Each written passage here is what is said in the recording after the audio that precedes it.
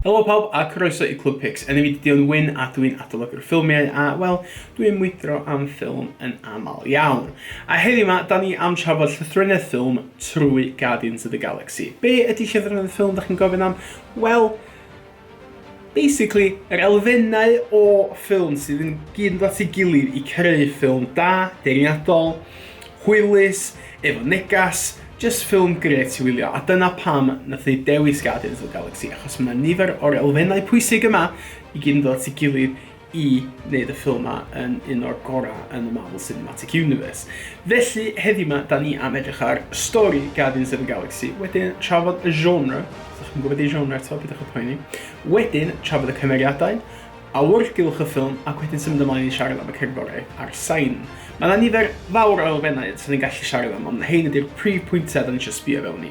Felly, digon o siarad well i ni ddechrau. So, yn gyntaf, da ni siarad am y stori. Mae Guardians of the Galaxy yn dibwch mwy wahanol i'r rhan mwyaf ffilms da ni weld yn Marvel, achos maen nhw yn grŵp o bobl sydd ddim yn normal, fel mae bobl yn dweud. A maen nhw ddim yn mynd ymlaen efo bobl, maen nhw efo syniadau wahanol yn y byd a bod ddim, maen nhw'n gyd at ei gilydd. Ond y prif cymeriad ffilm yma ydy Peter Quill, neu Star-Lord, da ni'n galw fo. A mae o yn hel pethau ac yn neud pres ar ben ei hun. Dydy o'm yn coelio mewn gweithio gyda pobl. A wedyn mae'n dod ar draws Groot, mae'n dod ar draws Rocket, mae'n dod ar draws Drax the Destroyer, a wedyn ymlaen da ni'n cyfarfod Gamora. A mae grŵp yma gyn dod i gilydd i creu un o y comediau gorau dwi'n meddwl dwi wedi weld mewn rhai blynyddoedd, a mae'n ffilm hynod o hwylus, ond hefyd mae'n siwrna diddorol o ffeindio ffrindiau, dwi'n meddwl. A dyna beth dwi eisiau gwybod ydy, be mae'r ffilm yma yn feddwl ydych chi, a be mae'r stori yn denu atych chi. Nesa, be ydy'r hoff golygfa? Wel, ti'n gallu meddwl, mae yna lot o golygfeydd da yn y ffilm yma. Ond yr un gorau iddo fi ydy pan maen nhw yn y carchar a maen nhw'n trio mynd allan o'na. Dwi'n meddwl bod o'n dangos y ffordd sydd mae grŵp yn dechrau dod at ei gilydd ac yn gweithio efo'i gilydd. Ac yn dangos yr antur sydd o fewn Guardians of the Galaxy. Mae fel petai yn dangos sut mae pethau'n mynd i symud ymlaen a sut efallai da ni'n di weld fydd nhw mewn ffilmiau eraill. Da ni wedi gael yr ail un a mae'r trydydd un yn dod allan yn o fuan. Felly, mae'n un o golygfeydd na dwi'n hoff iawn o, ond hefyd cofiwch mae'r golygfa gyntaf pan mae Peter yn mynd i nôl yr orb yma. Mae nhw'n canu ar ben ei hun a da chi'n sylwi fatha byd, mae'n byd wahanol, mae'n byd dipyn bach unigryw. A mae nhw'n dangos fod mae yna rhywbeth yn newid yn y byd yma lle, a yn enwedig y byd Peter. A trwy hyn, da ni'n gallu weld bod Guardians of the Galaxy yn dechrau datblygu rhywbeth mwy diddorol. Wedyn, y cwestiwn ydy, be ydy negas Guardians of the Galaxy? A dyna be dwi yn ffindio yn cwestiwn anodd, ond hefyd mae'n cwestiwn da chi angen meddwl hynna hefyd. Mae yna nifer o bethau da chi'n gallu meddwl am, ond dwi'n credu na neges o creu ffrindiau, dwi'n meddwl, a sut i cysylltu efo pobl sydd efallai ddim efo'r un syniadau chi, ond da chi'n gallu cyfuno ac dod at eich gilydd, dwi'n meddwl. A dyna dwi'n meddwl wedi bryd bwrpas o, ond hefyd dwi eisiau gwybod beth ydych chi yn meddwl am efo, felly gan wybod be ydych chi'n meddwl di negas Guardians of the Galaxy. Nesa, genre. Be ydy genre? Genre ydy y them y ffilm. Felly mae'n gallu fod yn ffilm romantis, ydy o'n ffilm arswydus, ydy o'n comedi, ydy o'n sci-fi, ydy o'n thriller. Mae yna nifer o genres wahanol. Ond iddo fi yn bersonol, dwi'n meddwl fod Guardians of the Galaxy yn antur comedi. Ond hefyd cofiwch mae yna elfennau o sci-fi yn efo, mae yna'n drama i'r ail lefel, mae'n ffilm arswydus ar weithiau lle. Felly meddyliwch am yna, cofiwch hefyd, mae'n ffilm yn gallu fod romantis, mae yna rhywbeth yn mynd ymlaen gyda Star-Lord a Gamora. Da chi'n weld nhw'n agosach at ei gilydd er fod i Gamora ddim isio fod efo fo lle. A cofiwch am hyn fatha, mae nifer o elfennau o genre yn gallu dod at ei gilydd. Ond fel arfer, pa mae'r ffilm yn cael ei werthu ac yn cael ei hysbysebu, fel arfer un neu ddau teitl, mae'n sydd fod yn anti-comedy yn enwedig. Mae'n meddwl i'ch weithio hefyd am yr elfennau arall sydd ynddo fo, os ydych gallu meddwl am mwy, cofiwch gadael ni wybod. Nesa, da ni am trafod y cymeriadau. Gyda ni nifer fawr o cymeriadau diddorol, doniol, hwylus popeth. Gyda ni Drax, Groot, Rocket, gyda ni Gamora, gyda ni Star-Lord, mae gyda ni Nebula, mae gyda ni Thanos, mae gyda ni Ronan the Destroyer, mae gyda nifer, mae gyda ni twmpath o gymeriadau da. A dyna beth sy'n diddorol am Guardians of the Galaxy. Maen nhw I gyd yn cael moment in the sun, fel sy'n ni'n gael o spotlight ar nhw. A da ni'n dysgu llawer am nhw, maen nhw gyd efo cefndiroedd wahanol, maen nhw gyd wedi cael rhywbeth sydd wedi newid bywyd yn ymwneud am Drax, mae wedi gallu raig, mae wedi gallu blentyn o achos o Thanos. Mae Rocket a Groot yn ddau cymeriad sydd yn unigryw oherwydd dos a ddim cymeriad arall fel nhw, felly maen nhw'n dau sydd wedi gorfod cysylltu efo'i gilydd a trio gael dealltwriaeth rhwng ei gilydd. Mae Star-Lord, mae o wedi sgynno'n teulu, mae ben ei hun, mae wedi colli fam o'n ifanc iawn, a mae hynna wedi cael effaith mawr ar ei fywyd o. Fe di Gamora, hi di merch Thanos, so dyla hi fod yn ddrwg, ond dydy hi ddim, mae'n weld y gola yn y ffilm yma. Ond y cwestiwn i, pwy ydy eich hoff cymeriad? Dwi'n ffeindio cwestiwn yma'n anodd yn hun, ond dwi'n hoffi Drax the Destroyer yn fawr iawn. Dwi'n meddwl fod o'n ddoniol. Mae'n gallu fod yn quite clyfar efo geiriau hefyd. Ond cofiwch, yr actor sy'n chwarae Drax ydy Dave Bautista. A mae o yn wrestler. Felly, mae'n odd I weld rhywun fel fo yn chwarae cymeriad mor dda a hynna. A dwi'n meddwl dyna, oedd o di dal yn sylw I, dwi'n meddwl, trwy ddo fe gyd. A iddo fi'n bersonol, dwi'n licio Drax yn fawr iawn, ond hefyd, da chi'n cofio, mae Groot yn hynod o gymeriad anhygoel, ond I am Groot, mae'n ddweud drwy fe gyd, ond mae yna ddigon I deall be mae'n teimlo ar y emosiynau, dwi'n meddwl bod yna lot iddo fo lle fel hynna. Wedyn y cwestiwn ydy, beth oedd eich hoff foment gyda y cymeriadau yma hefyd?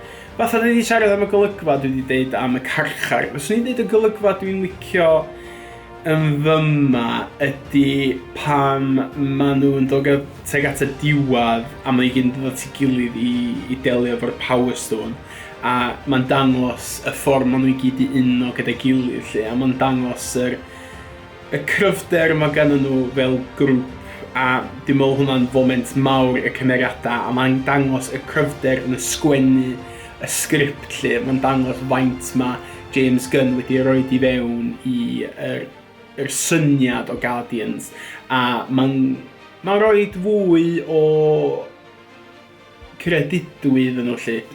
Da ni angen meddwl sut maen nhw wedi dimlo a eto mae yna nifer fawr o emosiynau sy'n dod drwad yn Guardians of the Galaxy.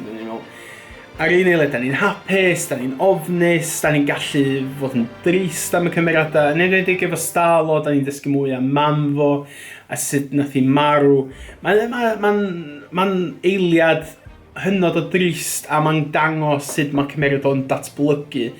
A eto mae'n dod lawr I sut mae rhywbeth yn cael ei sgwennu, sut mae'n cael ei creu, mae'n dangos yr emosiwn, ond hefyd mae'n dod lawr i'r actor.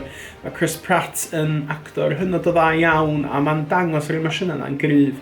Hefyd, da ni weld efo Gamora pan mae hi'n gadael Thanos, a da ni'n gwybod bod Thanos ydy'r big bad yn y Marvel Cinematic Universe fyny at Avengers Endgame.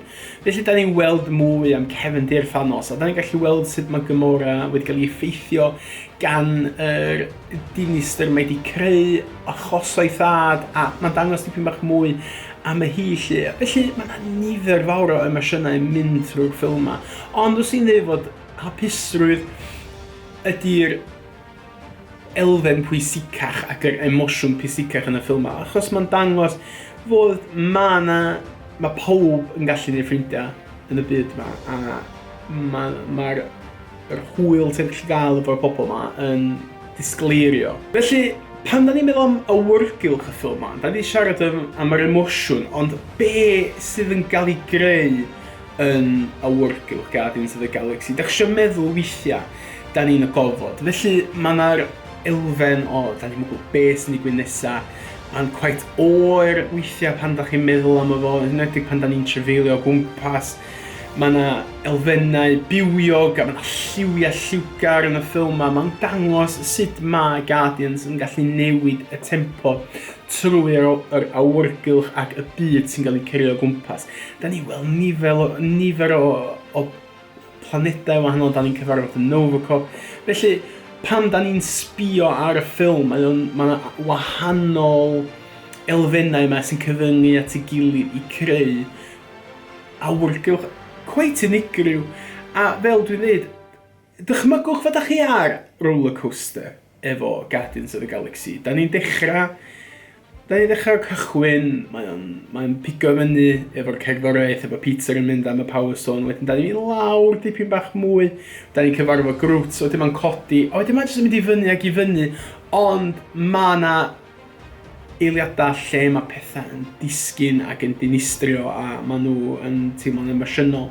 A dyna be mae James Gunn wedi creu, mae wedi creu awyrgylch trwy ddefnyddio lliwiau llachar iawn. Mae'n hynod o bywiog, mae'n hwylus, mae'n gyfreiddiol, ond hefyd mae'n gallu codi ofn. A dyna sydd yn creu elfen da o ffilm, a dwi'n meddwl fod o'n elfen hynod o pwysig pan da ni'n sbio mewn i llythrennedd ffilm, ydy sut mae'r awyrgylch y ffilm yn creu ffilm da. A ni'n mynd i siarad am y sain y cerddoriaeth y ffilm yma, achos dwi'n meddwl fod y cerddoriaeth yn hynod o bwysig. Felly, da ni'n cofio yn y ffilm yma, mae Peter wedi cael tap. A mixtape hwn, maen nhw'n galw fo, lle mae yna nifer o ganeuon gan ei fam fo sydd wedi cael ei greu gan mam fo. A mae o yn playlist sydd yn chwarae trwy'r ffilm i gyd. Ond pan da ni'n meddwl am y ffordd mae'r caneuon mae gyd yn dod i gilydd, mae o'n ehangu yr syniad ar awyrgylch a hefyd mae'n helpu datblygu yr emosiynau sydd yn cael ei rhoi ar hyd y ffilm. Meddyliwch am y gang gyntaf yn y ffilm a sut mae o yn mynd ymlaen i creu elfen o antur a dangos fod Peter yn cymeriad hollol wahanol. Fyddwch chi weld y llun yn y sleid yma pan mae'n gafel ar yr creadur odna a defnyddio fatha microphone. Fyddwch chi'n gwybod hwn i'n mynd yn ffilm hynod o normal, mae o'n dipyn bach yn wahanol ond mae'n sefyll allan. A wedyn trwy ddo fe gyd wedyn, da ni'n gweld fwy o caneuon sydd yn dangos yr ochr dramatic yna fo, yr ochr romantis yna fo, yr ochr lle mae yna action moments yn digwydd. Mae yna nifer o eiliadau fel hyn, a dyna beth sy'n neud yr cerddoriaeth hynod o bwysig yn Guardians. Mae'n cymerio efo ni hun, a mae'n dangos ochr personol Peter lle, a faint mae'r caneuon mae'n meddwl iddo fo ac yn neud o feddwl am ei fam o. A wedyn cofiwch, tra da chi'n sbio ar y cerddoriaeth, meddylwch sut mae'n chi dimlo a sut mae'n helpu y narratif y ffilm i sefyd ymlaen a sut mae'n mynd i creu rhywbeth hynod o unigryw o wahanol. A dyna beth am Guardians of the Galaxy, da chi cofio mae yna cyfundeb o sut mae y stori, sut mae'r genre, sut mae'r cymeriadau, sut mae'r awyrgylch a sut mae'r sain i gyd yn dod i gilydd i creu y ffilm yma ac i wneud o yn rhywbeth hynod o syfrdanol ac i wneud o yn ffilm hynod o diddorol, a mae'n ffilm dwi yn gwylio sydd unwaith o flwyddyn, sydd at least efalla. Ond cofiwch wan, mae yna nifer o elfennau yn dod i fewn i llythrennedd, ond dyna oedd y prif rhai o'n eisiau sbio ar yma, a os ni jyst deud diolch am rando, a dwi'n gobeithio byddwch chi'n gallu tanysgrifio i sianel YouTube PICS. Mae yna ddigon mwy yn dod i fyny dros yr wythnosau a misoedd nesaf. Felly, diolch am ymuno gyda ni heddiw yma a gadael ni wybod beth ydych chi'n meddwl. Felly, hwyl am y tro.